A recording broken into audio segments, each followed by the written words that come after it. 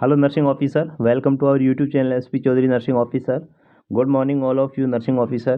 Friends, आज जो है अपन स्टार्ट करने जा रहे हैं कम्युनिटी हेल्थ जो ऑफिसर है CHO, जो राजस्थान की वैकेंसी है, काफ़ी अच्छी वैकेंसीज आई हुई है।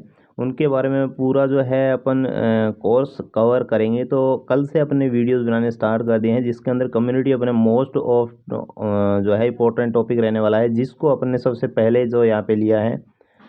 तो कल अपन ने जो है लाइव वैक्सीन्स हैं कौन कौन सी हैं उनकी एक ट्रिक पढ़ा था, ताकि आने वाले जो कम्युनिकेबल डिजीज़ हैं और जो वैक्सीन्स को पर्सनल वैक्सीन्स के बारे में पढ़ेंगे ना पूरी डिटेल से, तो वहाँ पे आपको को बहुत ज़्यादा बेनिफिशियल होने वाला है कि कौन सा लाइव वैक्सीन है और कौन सा किल्ड वैक्सीन्स हैं। तो लाइव वैक्सीन्स का वीडियो बना दिया है। अगर आपने वीडियो नहीं देखा है तो ऊपर आई बटन के अंदर मिल जाएगा, वीडियो के डिस्क्रिप्शन बॉक्स के अंदर आपको लिंक मिल जाएगा। ओके, तो बिना टाइम वेस्ट के वीडियो को स्टार्ट करेंगे। तो उससे पहले आपको बता देते हैं, ये कम्युनिटी हेल्थ नर्सिंग, जो कम्युनिटी हेल्थ नर्सिंग अपना सब्जेक्ट होता है, उसके कुछ क्वेश्चन सिलेक्टेड डिस्कशन करेंगे। क्योंकि पता है आपको फ्रेंड, CHO के लिए कम्युनिटी हेल्थ जो नर्सिंग जो सब्जेक्ट होता है वो बहुत ज़्यादा वेटेज रखता है इसके अंदर। तो उसी के कुछ सिलेक्टेड क्वेश्चंस आप डिस्कशन करेंगे इसके अंदर। अब देखिए आप, ये नॉरसेट वाले क्वेश्चंस हैं या फिर CHO के लेवल के क्वेश्चंस हैं, क्योंकि एग्जैक्ट एग्जाम पैटर्न जो कि सिलेबस आया है NHM CHO का, उसके हिसाब से यहाँ पे भी पेपर जो है बनाया गया है। आप देखिए इनके अंदर क्वेश्चंस कैसे मिलते हैं। तो आपके लिए ये एग्ज़ाम जो है बहुत ज़्यादा इंपॉर्टेंट रहने वाला है, आपकी लाइफ को चेंज करने वाला है। तो आपको जो है पूरे ध्यान और से पढ़ना है इसको, और पूरा स्ट्रगल करना है। जितने भी 1 1.5 2 महीने अपने को टाइम मिलता है, अपने पूरा कोशिश करेंगे कि जो मेन सब्जेक्ट है, मेन वेटेज जो रखता है CHO के अंदर, उनको अपन कवर करने की कोशिश करेंगे। ओके, तो बिना टाइम वेस्ट के इस वीडियो को स्टार्ट कर लेते हैं। और वीडियो को स्किप मत करना। अगर आपको CHO चाहिए तो पढ़ना ही पड़ेगा। मेरे वीडियो से पढ़ो, किसी और के पढ़ो, बुक पढ़ो, वो आपकी मर्जी। ओके, हमारा काम है कहना और बताना आपको। आपकी मर्जी, आप करो ना करो कोई फ़र्क नहीं पड़ता, क्योंकि काफ़ी दिन से आप वैसे ही रिस्पॉन्स नहीं दे रहे, हमें भी कोई फ़र्क नहीं पड़ रहा। हमारा तो वीडियो वैसे ही चल रहा है, देखने वाले देखते हैं, फ़ायदा लेने वाले लेते हैं इस चीज़ का। ओके, तो चलिए इस वीडियो को स्टार्ट कर लेते हैं बिना टाइम वेस्ट के लिए। तो फ्रेंड्स, क्वेश्चन नंबर फर्स्ट आपके सामने है। देखिए, फादर ऑफ मॉडर्न इपिडेमियोलॉजी, मॉडर्न इपिडेमियोलॉजी है, इसका फादर कौन है? इपिडेमियोलॉजी का फ्रेंड्स, इसके अंदर काफ़ी ज़्यादा क्वेश्चंस जो है CHO के अंदर, इपिडेमियोलॉजी बहुत ज़्यादा इंपॉर्टेंट है। आपको पता है इसके सिलेबस के अंदर ये इपिडेमियोलॉजी दे रखा है। ओके, तो इपिडेमियोलॉजी का फादर कौन है ये पूछ रखा है। ऑप्शन ए है हिप्पोक्रेट्स, ऑप्शन बी है जॉन स्नो, ऑप्शन सी है चर्क, और ऑप्शन डी है वेस्लिस। तो फ्रेंड्स, वैसे तो हिप्पोक्रेट्स है ना, ये भी इपिडेमियोलॉजी का फादर है, बट ये मॉडर्न नहीं है। यहाँ पे इसने मॉडर्न दे रखा है। मॉडर्न इपिडेमियोलॉजी का जो फादर है वो है जॉन स्नो। ओके, तो यहाँ पे अगर मॉडर्न की बात करूँ, मॉडर्न इपिडेमियोलॉजी के फादर कौन है, वो है जॉन स्नो। और अगर नॉर्मल ऐसे आता है कि फादर ऑफ एपिडेमियोलॉजी, तब आता है हिप्पोक्रेट्स, ये आता है सेकेंड नंबर पे, और ये आता है फर्स्ट नंबर पे। इस चीज़ का आपको स्पेशली ध्यान रखना है। ओके, मिस्टेक नहीं करना है। मॉडर्न एपिडेमियोलॉजी जॉन स्नो है, और सीधा एपिडेमियोलॉजी का आता है तो कि सीधा एपिडेमियोलॉजी का फादर कौन है, तो आपको जो है हिप्पोक्रेट्स इसका राइट आंसर करके आना है। ओके, अब बात करते हैं चर्क। चर्क कौन था? ये इंडियन मेडिसिन का फादर था। जो इंडियन मेडिकेशन थी, इंडियन मेडिकेशन है, इंडियन मेडिसिन है, उनका father of Indian medicine is Charak, Indian medicine का फादर था।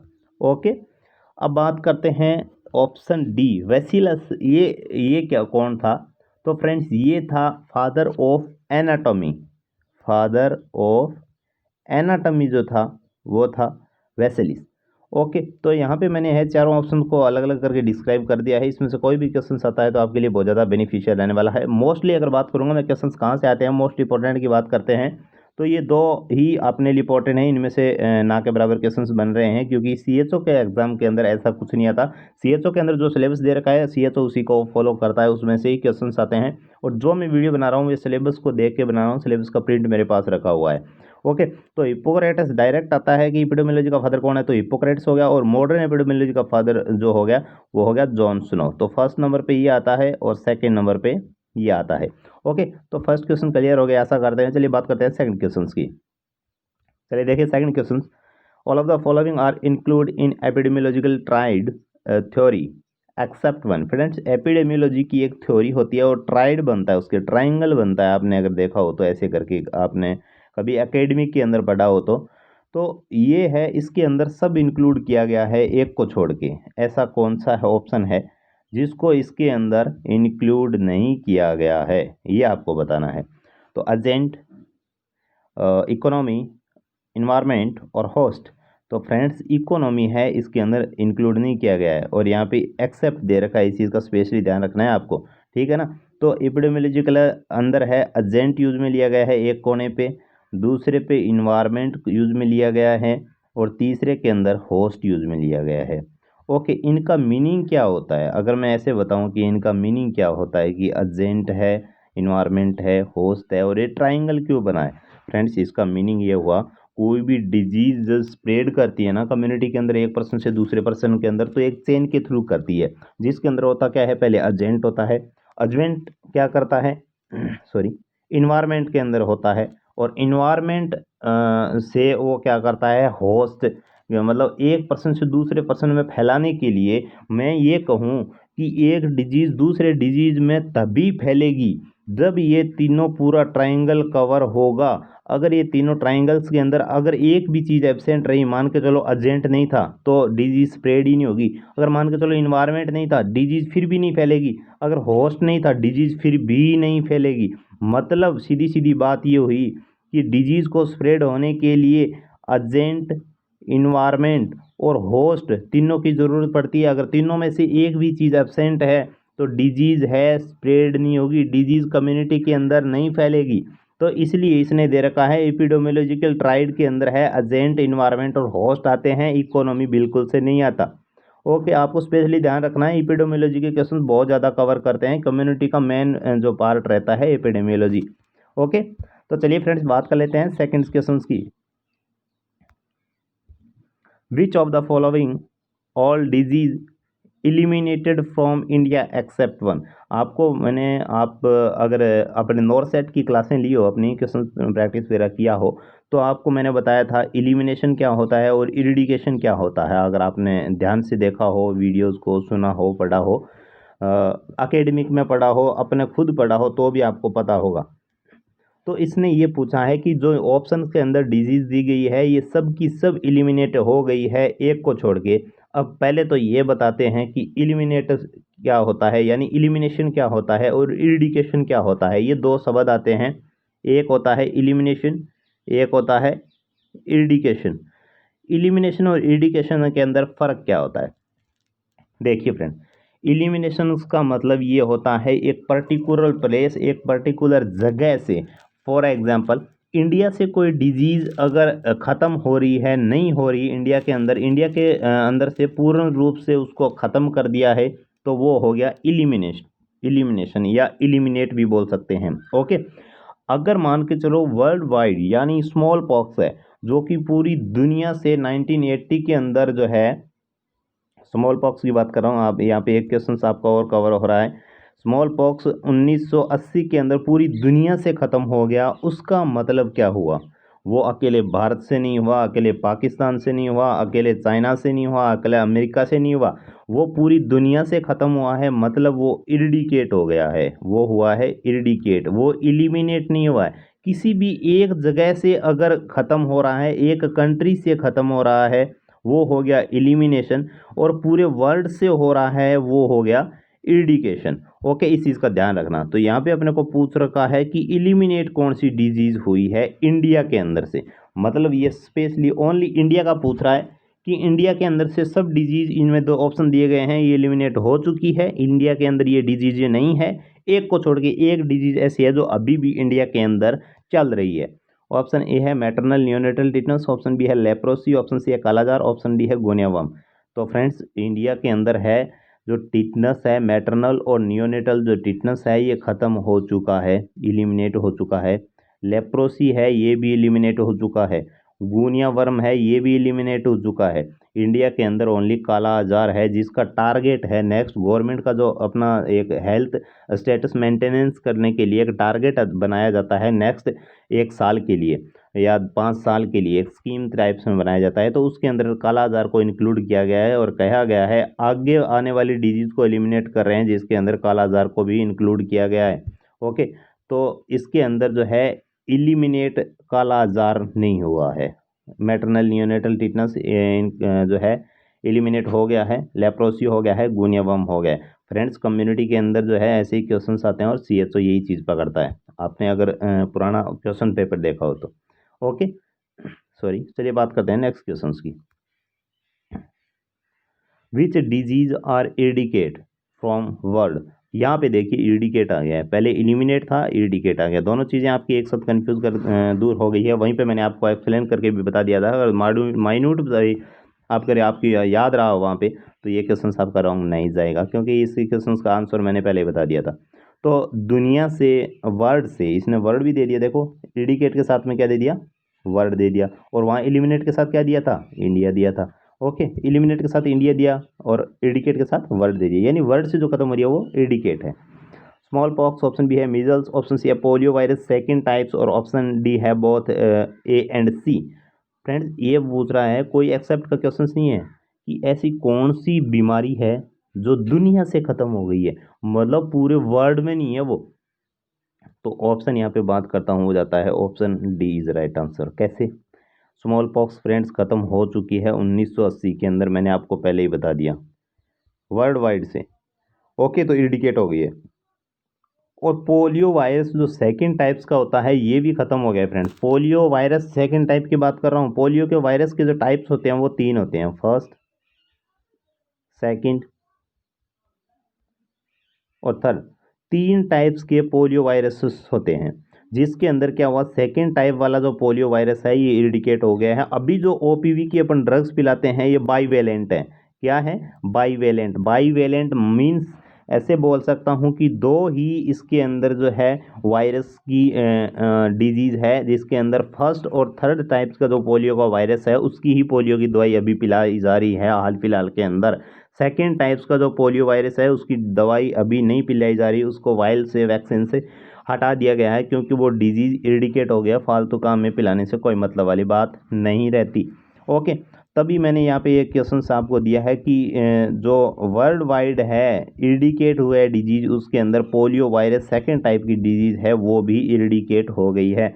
अभी हाल फिलहाल के अंदर फर्स्ट एंड थर्ड पोलियो जो है कि जो ओपीवी दवाई पिलाई जाती है। ये क्वेश्चंस भी आ सकता है कि कौन कौन से टाइप्स के अभी हाल फिलहाल के अंदर ओपीवी ड्रग्स पिलाई जा रही है, तो इस चीज़ का ध्यान रखना। और ऐसे भी पूछा जा सकता है कौन से टाइप का वायरस है पोलियो का इरिडिकेट हो गया है, वो हो गया है सेकेंड टाइप का। ओके, चलिए बात करते हैं फ्रेंड्स क्वेश्चन नंबर 5 की। चलिए ये देखिए 5 नंबर क्वेश्चन आपके लिए।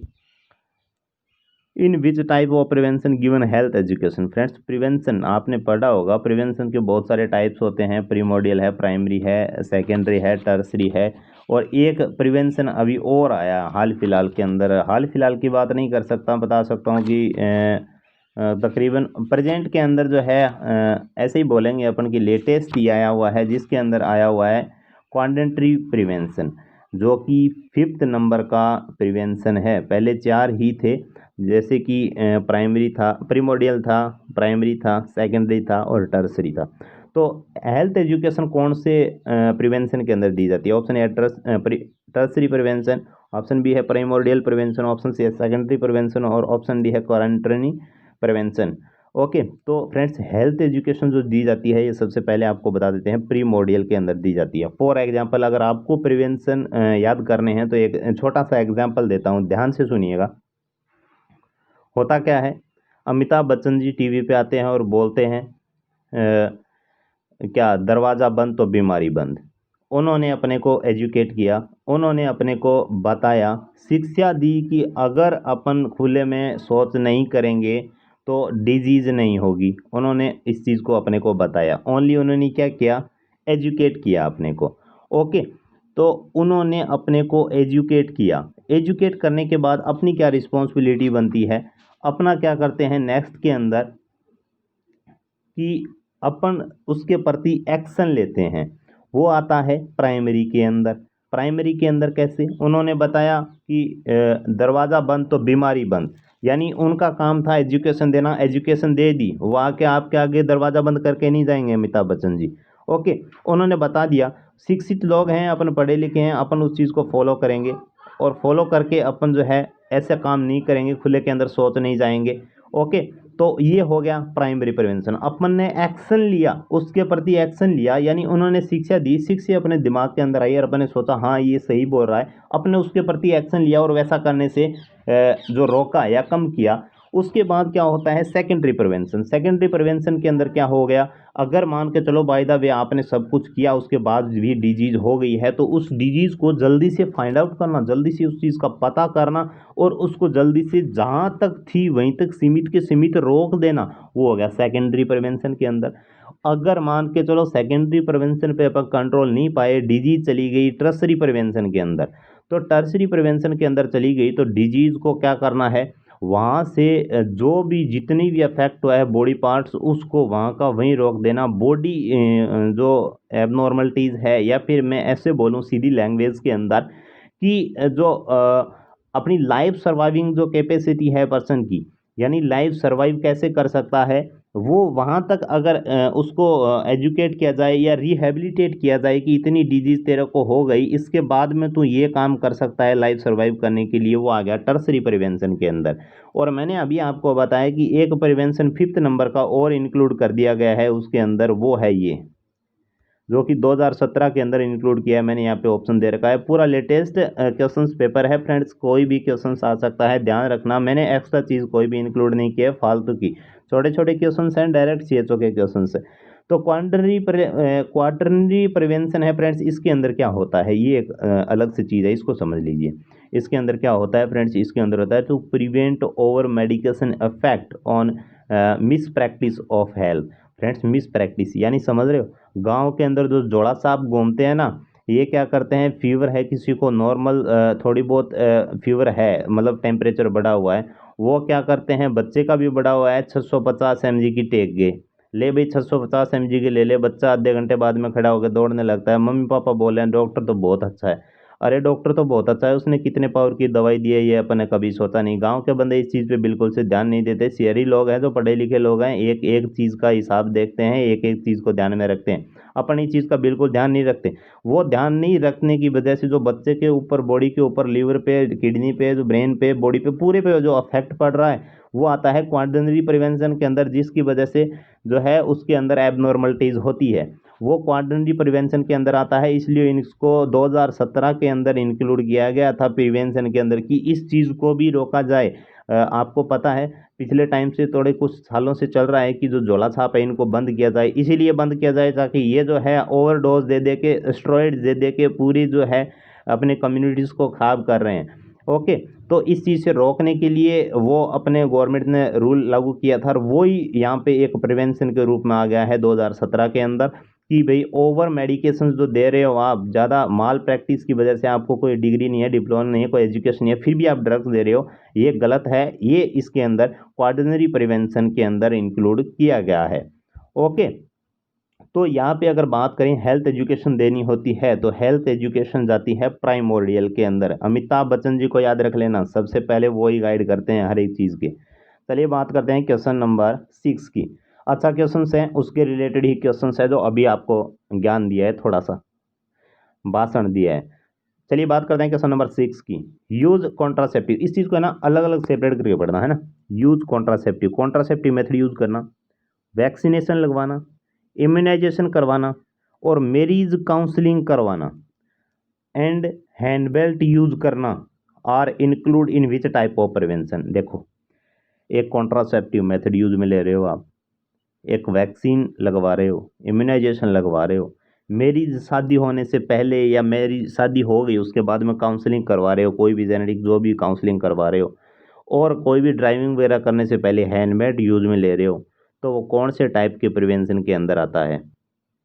मैंने आपको बताया था, अभी जस्ट ही बताया था मैं, क्या इसके अंदर कौन सी चीज़ जो है कब जैसे होती है। प्रीमोडियल के अंदर ज्ञान दिया अपने को अमिताभ बच्चन जी ने, छोटी सी एजुकेशन दी। सेकंड, प्राइमरी प्रिवेंशन के अंदर अपन क्या है उस चीज़ को फॉलो करने लगे, तो ये आता है प्राइमरी प्रिवेंशन के अंदर ही आता है। अपन उस चीज़ को फॉलो करेंगे कैसे, अपने को किसी ने बताया भाई कॉन्ट्रासेप्टिव मेथड यूज में लेने बहुत ज़रूरी है, इससे क्या क्या हो सकता है, क्या क्या नहीं हो सकता, तो अपन को इस चीज़ का पता था, तो अपन ने डर के मारे या फिर एक एजुकेशन पर्सन के होते, मतलब एक रिस्पॉन्सिबिलिटी के तौर पे अपना कॉन्ट्रासेप्टिव यूज में लिया। वैक्सीनेशन और इम्यूनाइजेशन बच्चों को करवाया ताकि आने वाले टाइम में भविष्य में इनको कोई बीमारी वगैरह ना हो, उससे बचाया जा सके। तो वैक्सीनेशन और इम्यूनाइजेशन बच्चों को अपन ने करवाया।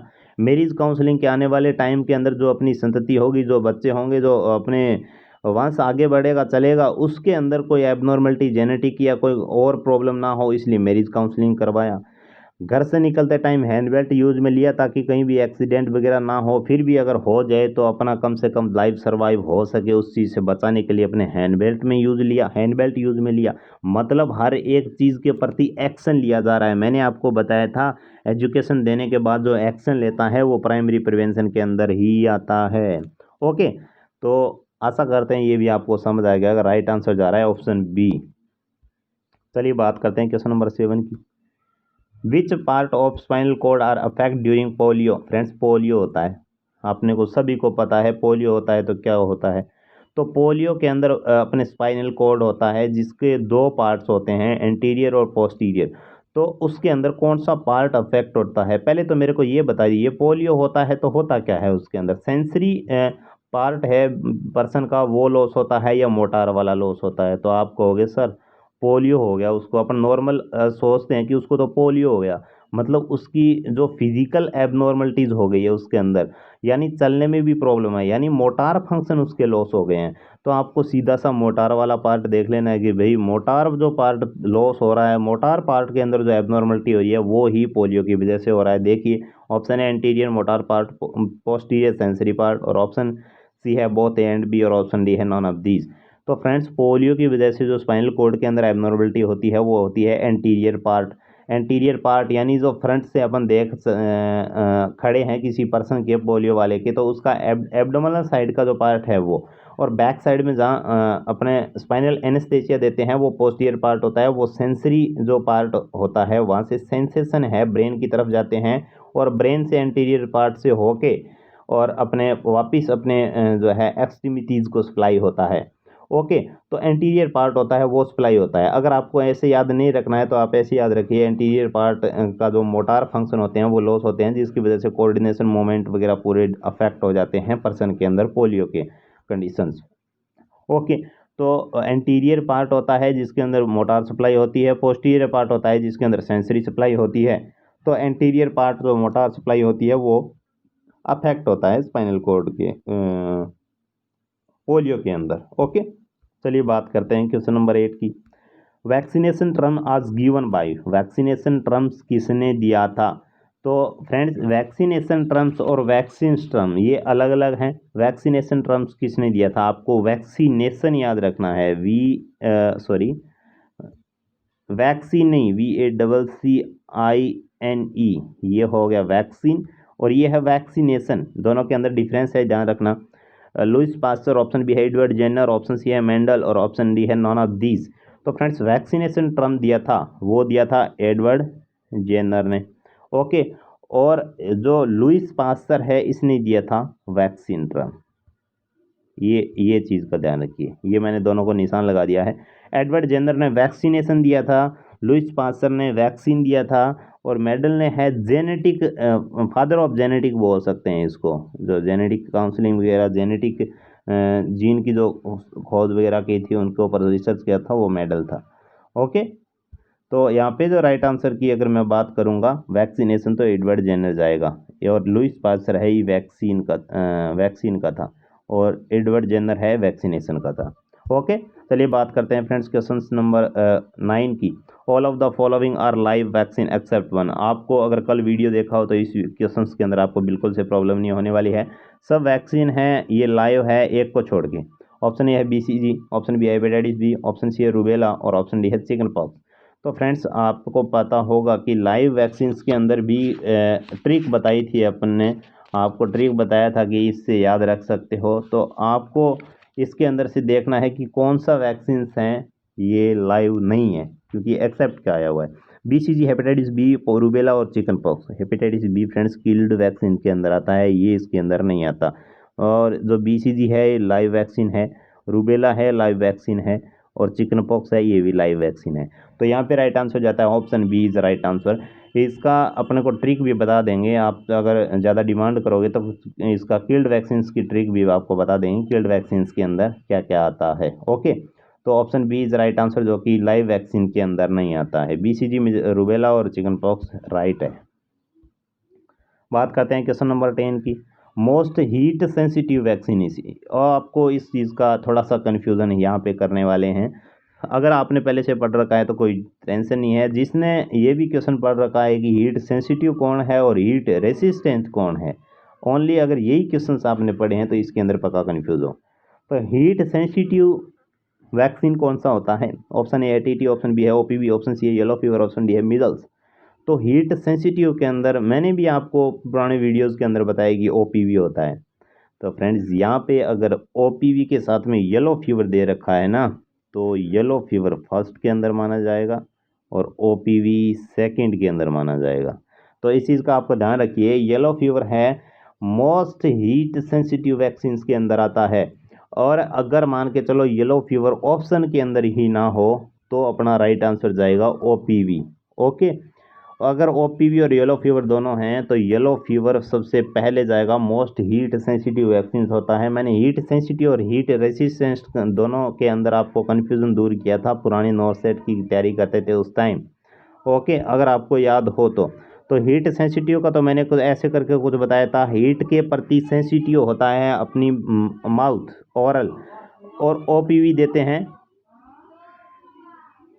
ओरल से, OPV ओरल से देते हैं, और ओरल अपना हीट के प्रति सेंसिटिव होता है। यानी OPV ही ड्रग्स है जो हीट सेंसिटिव होती है, क्योंकि हीट सेंसिटिव सबसे ज़्यादा माउथ होता है, बक्कल कैविटी होती है अपनी माउथ की, ओरल म्यूकोसा है हीट के प्रति बहुत ज़्यादा सेंसिटिव होती है। गर्म कॉफ़ी पी के देख लो थोड़ा सा भी, पूरा मुंह छिल जाएगा, पूरे मुंह की म्यूकस मेम्ब्रेन है ख़राब हो जाएगी, डैमेज हो जाएगी।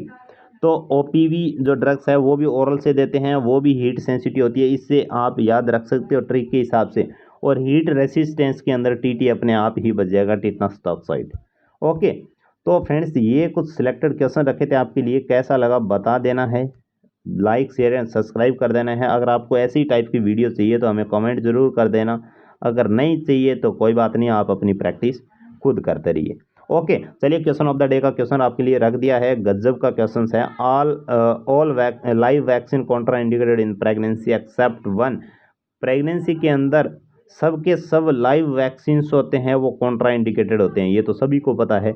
अगर नहीं पता है तो आप आज से ध्यान रखना, प्रेगनेंसी के अंदर लाइव वैक्सीन होते हैं वो सब के सब कॉन्ट्रा इंडिकेटेड होते हैं, एक आधे को छोड़ के, जो इस क्वेश्चन के अंदर आपको देख के बताना है। ऑप्शन ए है येलो फीवर, ऑप्शन बी है हेपेटाइटिस बी, ऑप्शन सी है IPV और ऑप्शन डी है रेबीज। आपको ABCD बिल्कुल नहीं निकला है, वही फंडा अपना स्टार्ट कर रहे हैं नॉर्थ सेट वाला। तो आपको ABCD ना लिख के डायरेक्ट लिखना है yellow fever, hepatitis B, IPV और रेबीज। इनमें से ऑप्शन का नाम लिख देना है कि ऐसा कौन सा वैक्सीन है जो कॉन्ट्रा इंडिकेटेड नहीं होता प्रेगनेंसी के अंदर। एक बात फिर से बता देते हैं कि लाइव वैक्सीन सब के सब कॉन्ट्रा इंडिकेटेड होते हैं प्रेगनेंसी के अंदर, एक को छोड़ के। ये आपको बताना है कि कौन सा इनमें से लाइव वैक्सीन है जो कि प्रेगनेंसी के अंदर दे सकते हैं। ओके, तो कमेंट कर देना और वीडियो को ज़्यादा से ज़्यादा शेयर कर देना। जितना प्यार वीडियो को दोगे उतना ही अच्छा अच्छा वीडियो आपके लिए आता रहेगा। जितना प्यार कम होगा वीडियो के प्रति उतना ही वीडियो थोड़ा सा है डल होता जाएगा, क्योंकि मोटिवेशन मिलने भी किसी चीज़ का नाम होता है। मोटिवेशन होता है लोगों से पता नहीं क्या क्या करवा देता है। अगर आपने हमें अच्छा सा सहयोग दिया तो हम भी वीडियो लेने के लिए, लाने के लिए, अच्छी सी प्रिपेयर करने के लिए मजबूर हो जाएंगे। Okay friend, thank you, good bye, best of luck, धन्यवाद। आप बनो CHO जल्दी से, हम यही उम्मीद आशा और करते हैं। Okay friend, thank you, good bye, best of luck, bye bye.